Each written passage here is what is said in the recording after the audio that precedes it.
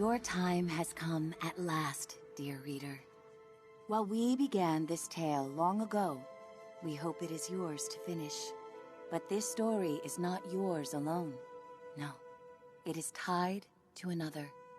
And the journey you take together could change the fate of both our worlds. Shall we begin?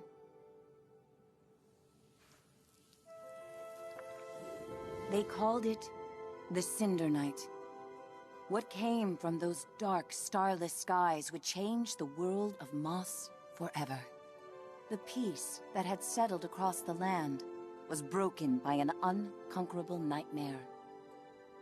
And that night, the animals nearly met their end. First, they killed the king. A winged creature broke from the shadows and plucked him from his royal bedchamber high atop the tallest tower.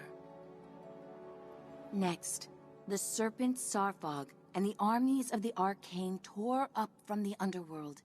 They ravaged the castle in search of that which gave the king power beyond understanding, one of the fabled glass relics.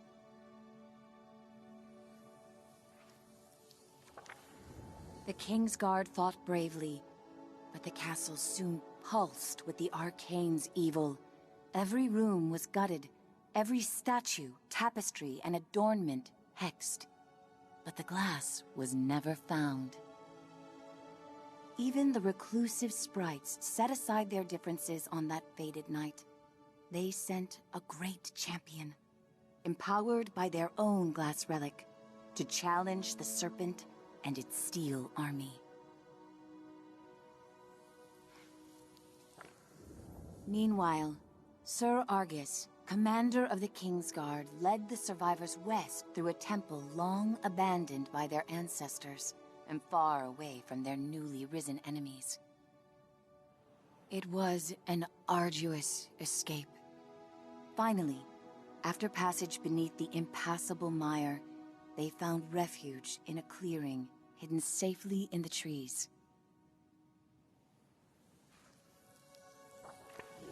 Argus charged back to join the sprite champion at the mire's edge. Together, they fought back the Arcane and sealed the temple passage that led to the clearing. But the champion was gravely injured.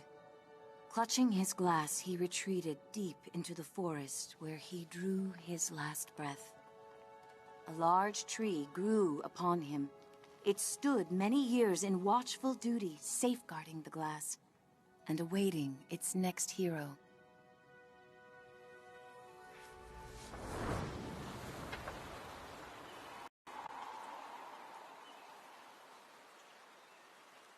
That hero, albeit an unlikely one, did arrive at a time she'd be needed most.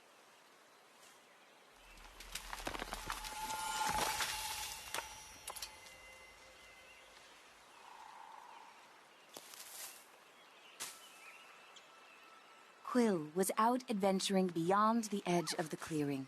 Dusk was creeping in, but she wondered what she might find if she went just a little farther.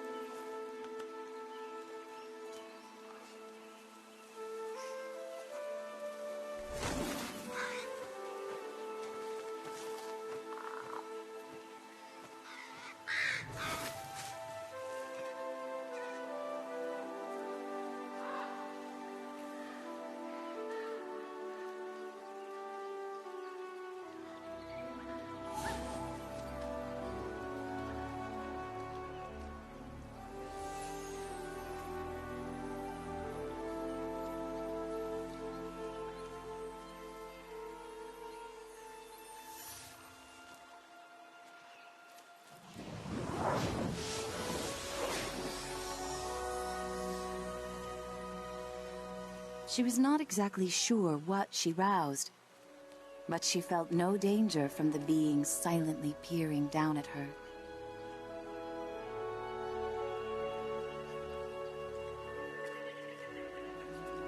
Quill had to hurry.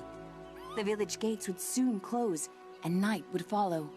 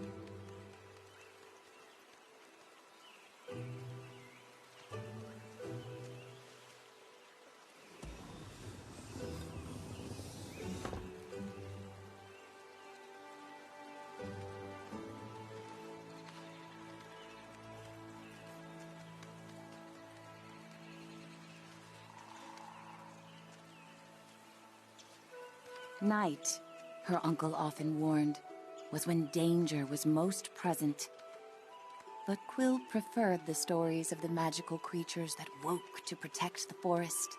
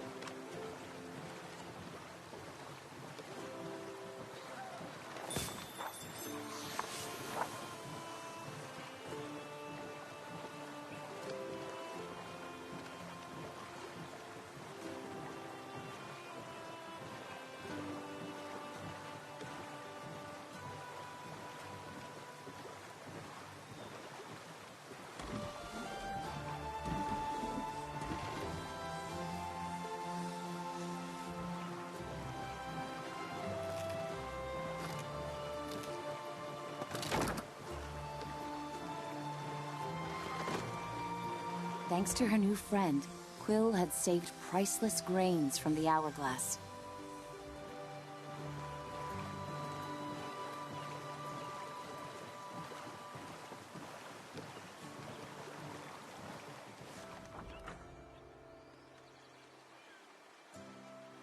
She raced to the door of the cottage she shared with her uncle, hoping once he saw her discovery, he'd lose himself in tales of its legend.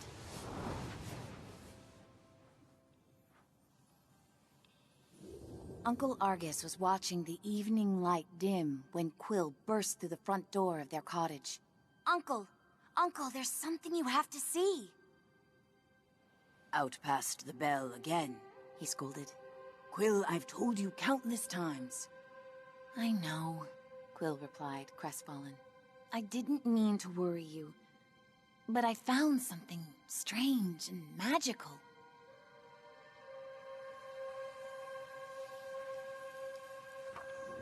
Quill's hands trembled as she showed him the glass.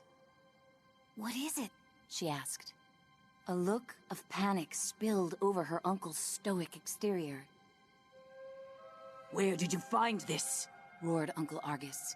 Quill had never seen her uncle so shaken.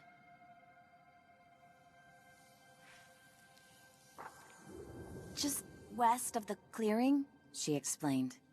And as soon as I picked it up, something started helping me. Uncle Argus followed her motion. A reader? With you, here, right now? Quill, what you found is very powerful and very dangerous, he said with great concern. If I could take this burden from you, I would. But this reader has chosen.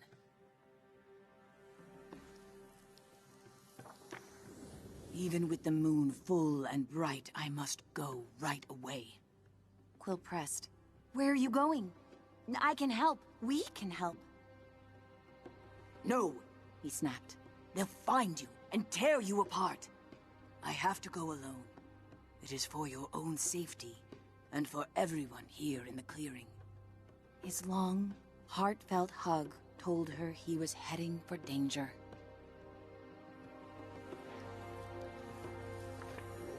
I'll be back before midnight.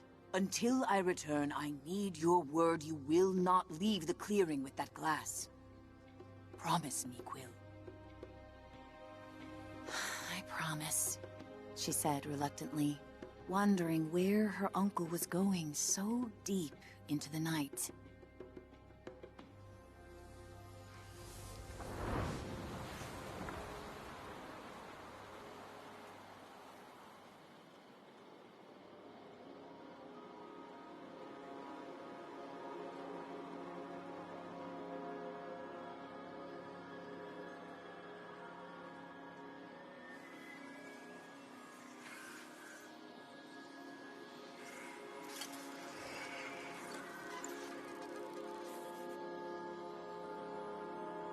Hey, kid! Kid! Wake up! Hey, kid, over here! I know where your uncle went. I can show you. You're twofold now, very important. Bring that glass, and your sidekick too. We're going to need them. Quill called out, Hey! Starthing, wait! Quill had never met a Starthing. In campfire stories, they often meddled in the lives of mortals. And when they appeared, mischief followed.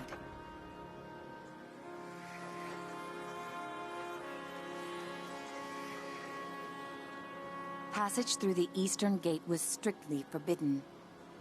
But despite her promise, Quill knew in her heart that Uncle Argus needed her.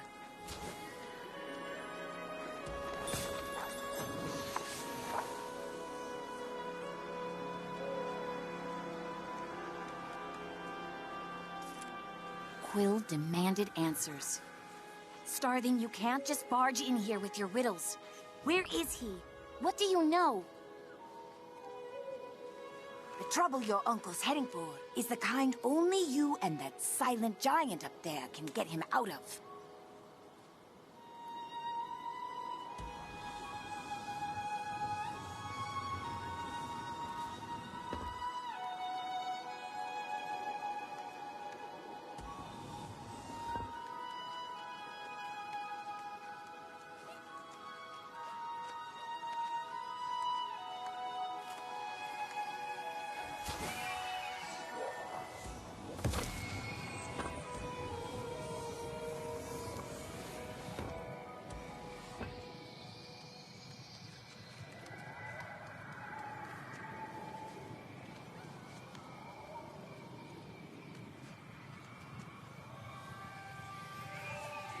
This way, kid, urged the starling.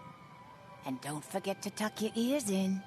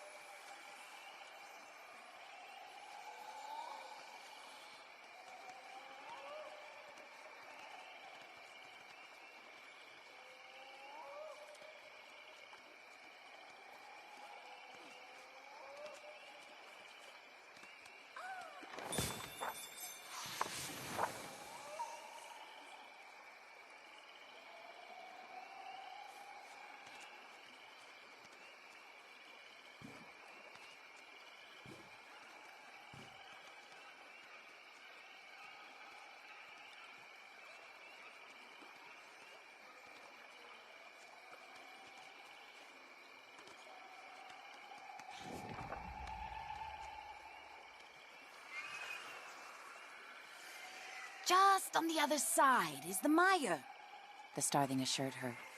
There's a good chance your uncle's still there.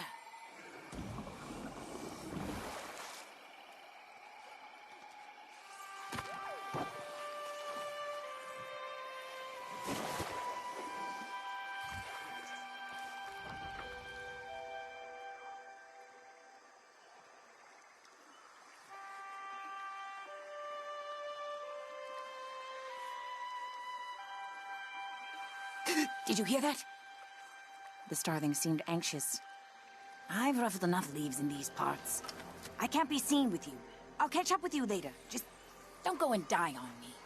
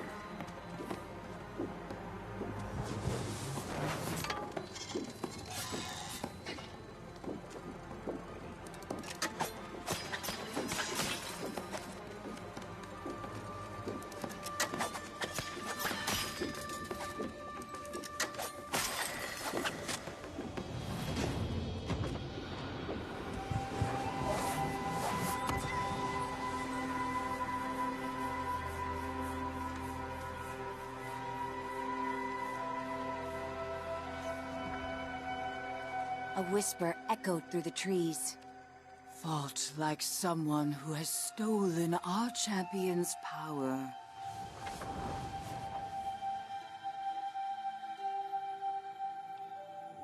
A small, yet fantastical band of sprites emerged, surrounding Quill. I'm Veda, root seer of the mire, and you have crossed into our domain.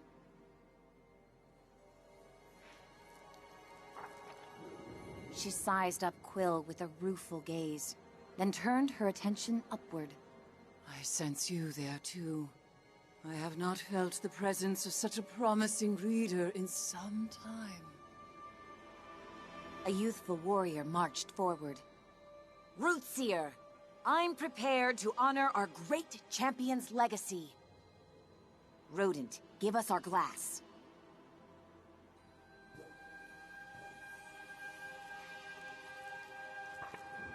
Quill stepped closer. Where is my uncle? If you've hurt him... Silence! Veda thundered back. It was Argus who summoned us here, and now I see why. Young one, I'm afraid the trees hum of attack. Your uncle's been taken to the castle of your ancestors.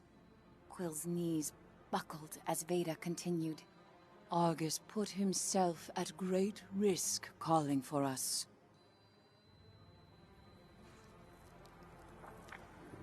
Your uncle once took a solemn oath to protect the glass of your fallen king. He is the only one left who knows where it's been hidden. The Arcane have long sought to wrest that knowledge from him. And you dare to cross into the mire with our glass? Sarfog will soon burn through this forest looking to tear you and your reader apart. Unless, of course, you find them first. Take these. Weapons made for the mighty champion who died so that your people could live. Quill felt its otherworldly power course through her. Find your uncle twofold, before the serpent and its masters break him. The warrior fumed. Our glass with her? Rootseer! She's minuscule! Come now. The reader has chosen its hero. We must let their story unfold. Veda replied with a frost of finality, and vanished into the shadows of the mire.